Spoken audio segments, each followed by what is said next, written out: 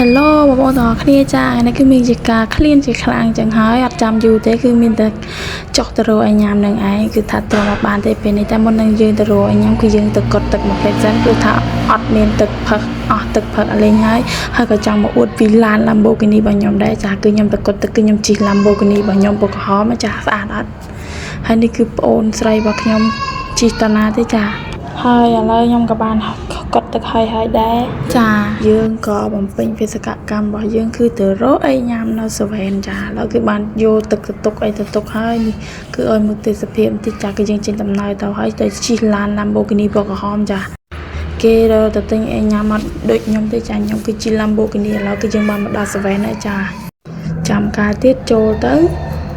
នៅអនដាក់មុខកាមេរ៉ានឹងអត់ដឹងញ៉ាំអីទេចាឥឡូវគឺយើងទៅរកទាំងអស់គ្នានេះបងស្រីខ្ញុំលឿមមកកន្លែងដែលខ្ញុំចូលចិត្តជាងគេចិត្តផុតទេចាគឺមីតែខ្ញុំអត់ចង់ញ៉ាំមីទេឥឡូវគឺយើងទៅរកអីផ្សេងសិនដើម្បីកុំញ៉ាំមីច្រើនពេកចឹងណាតែមករកកន្លែងនេះគឺមានតែបាយចាអញ្ចឹងគឺយើងអត់ញ៉ាំទេបាយតលាន់បងស្រីខ្ញុំមករកខេកម្ដងឥឡូវអត់មានអីទេគឺបានខេកមកកំប៉ុងនឹងដែរបាយតលាន់ចាតែបើខេកអត់តលាន់ទេនេះបានប៉ុណ្ណឹងពីអ្នកបងប្អូនថាកិច្ចមិនផុតទេជីវិតវិលវល់ដូចខ្មោច7ថ្ងៃចឹងចាដូចភ្លើងខ្មោចចឹងចាកិច្ចអត់ផុតទេគឺមីនឹងឯងចាថាកិច្ចផុតហើយតែកិច្ចអត់ផុតទេចានេះបងប្អូនខ្ញុំមករកស្អីទេនេះឥឡូវទៅគិតលុយទាំងអស់គ្នាបានប៉ុណ្ណឹងចាអស់100ជាងដែរណាឥឡូវជិះកង់មកវិញហើយនេះបានមកស្បោងនឹងឯងជិះកង់អត់ឆ្លៀតថតឲ្យបងប្អូនមើលទេសភាពជាមួយនឹងឡាន Lamborghini បន្តិចហ្នឹង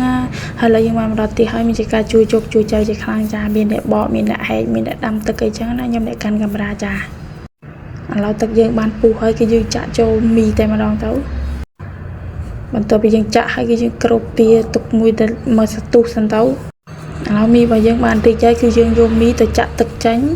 គឺយើងធ្វើមីគោកណាបងប្អូនពីនឹងឆ្ងាញ់ខ្ញុំបងប្អូននៅធ្វើតាមខ្ញុំទៅខ្ញុំមិនហ៊ានស៊ីច្រើនទេខ្ញុំញ៉ាំតាន់តិចទេឲ្យបងប្អូនថ្លៃខ្ញុំញ៉ាំទេ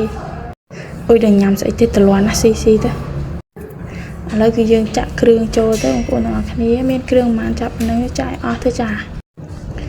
មានគ្រឿងខ្ញុំទិញមី2កញ្ចប់ខ្ញុំដាក់គ្រឿង2កញ្ចប់ហ្នឹងឯងបងប្អូន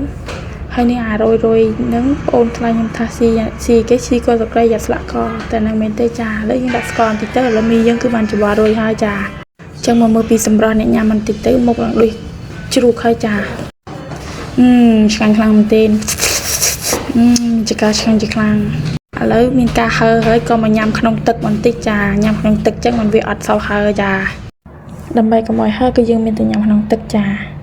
ចឹងអូខេបងប្អូនវីដេអូខ្ញុំគឺមានតែប៉ុណ្្នឹងទេអរគុណសម្រាប់ការទស្សនាបាយ